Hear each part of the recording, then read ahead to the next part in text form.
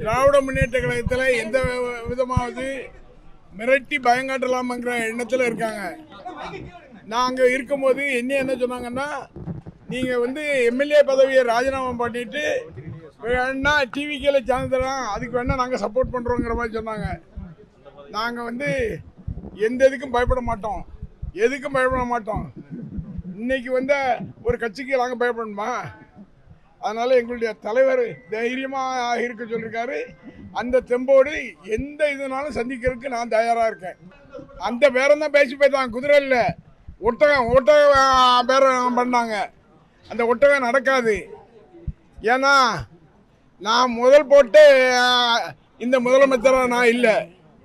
நான் இருக்கிறது என்னுடைய கட்சியினுடைய தலைவர் மரியாதைக்குரிய தளபதி மரியாதைக்குரிய ஸ்டாலின் அவர்களுடைய எண்ணங்களை நிறைவேற்றுகின்ற தொண்டனாக நான் பணியாற்றுவேன் தவிர எதற்கும் அச்சப்பட மாட்டேன்.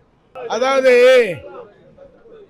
41 ஏதோ ஒரு செக்ஷன் 41A நோட்டீஸ் எனக்கு ஏற்கனவே 31ஆம் தேதி கொடுத்தாங்க. அது என்னுடைய வழக்கறிஞர் வாங்கினாரு.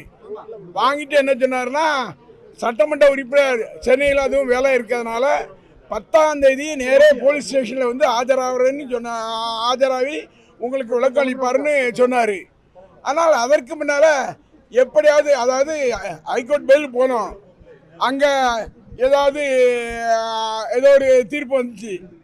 அந்த விதத்தில் இவங்க என்ன பண்ணிட்டாங்கன்னா, உடனடியாக கைது பண்ணி அவரை உள்ளே அனுப்பிடணும், ஒரு பயம் காட்டணும்.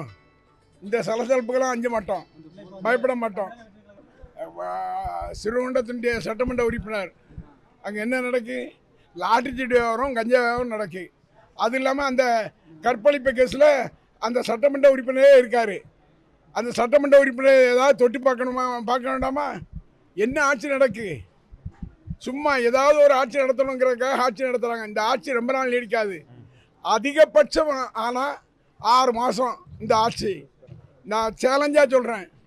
நான் இருக்கிற திருச்செந்தூருடைய அருள்மிகு சுப்பிரமணிய சாமியினுடைய மேலே சொல்கிறேன், 6 மாதம் மேலே இந்த ஆட்சி இருக்காது, இருக்கவும் விட மாட்டோம்.